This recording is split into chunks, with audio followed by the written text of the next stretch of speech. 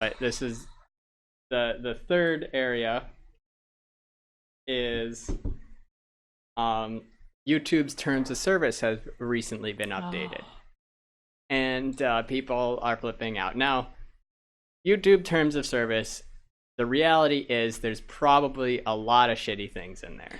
They also recently, I don't know how long ago, but they got rid of the "Don't be evil" Yeah, clause, which was kind of stupid. Their Because clause, well, that was like a company motto that they had. yeah, but it was nice, and there was nothing wrong with having it in there, because it wasn't even like an, oh, this is something that could be interpreted. It was simply saying, "Don't be evil." And we, what was it? Oh yeah, so the updated terms of service.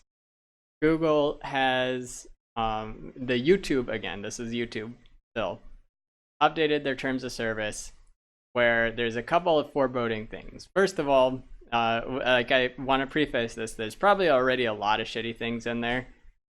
But just adding to this, and this is what's been spreading around the last day, is they've added in to make sure that you recognize that Google does not have to do any of the things that it does. It does not have to host your videos on YouTube. It does not have to do, or like host your email. It doesn't have to save your photos. But in the YouTube terms of service, there was a statement essentially saying like YouTube has no obligation to host your videos. Then also later on in the new terms of service, they added a clause in which YouTube can decide to close your account or your YouTube account and your Google account based off of whether you're commercially viable for them, which brings a whole new area of what is commercially viable. Yeah, what does that mean? Because there's many people that are using these services that are not monetizing their stuff. They have private YouTube playlists and channels, and or just non-monetized items, or might be being monetized through Patreon or other means so that they don't use the YouTube system. Like I know Jim Sterling, he's a very big one that he doesn't use monetization on his videos, and he even prevents any third-party monetization that might flag his videos by creating a system, what he called a lock, what is it? I can't remember, like a YouTube lock. Essentially, the idea was if, let's say, you had a video that had music in the background, and that music was a DMCA, the copyrighted, and they DMCA you, meaning that they take the person that owns the video or that music says your video is infringing on my copyright, I'm going to take the money from the video. So that's what it means by to be DMCA. DMCA is the Digital Rights Millennia Act, Digital Millennia Rights Act, which is essentially making it so that you can push copyright on online stuff. And so if you have a video that has a clip or some music that's copyrighted, and then that company wants to take the money from your video, they can very easily do that on YouTube.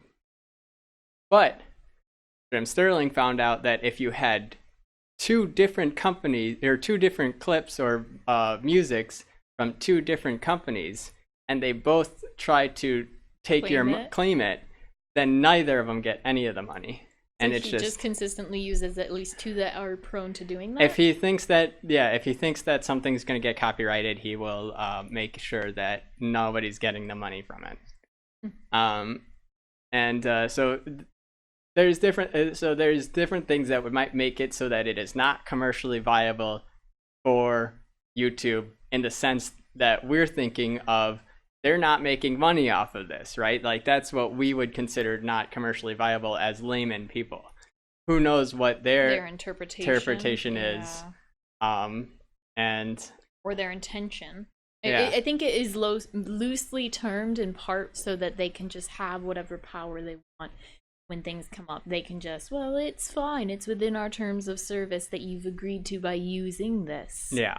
And this is, and just on top of the other things that happened within the recent week, just makes it all the more foreboding that you could just be doing something that you don't even recognize as a problem, like watching a Twitch streamer, and you could get your account banned.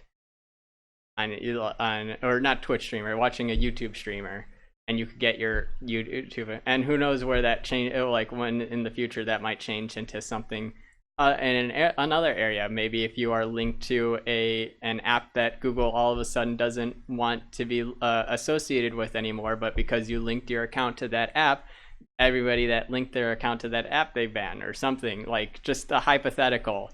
Like all the different, the more they keep adding to reasons why they can shut off your Google account, like the more it is better to be prepared for scenarios like worst case disaster scenarios. Thank you for watching Tech Talks. If you liked the video, please leave a like and don't forget to subscribe. Thank you.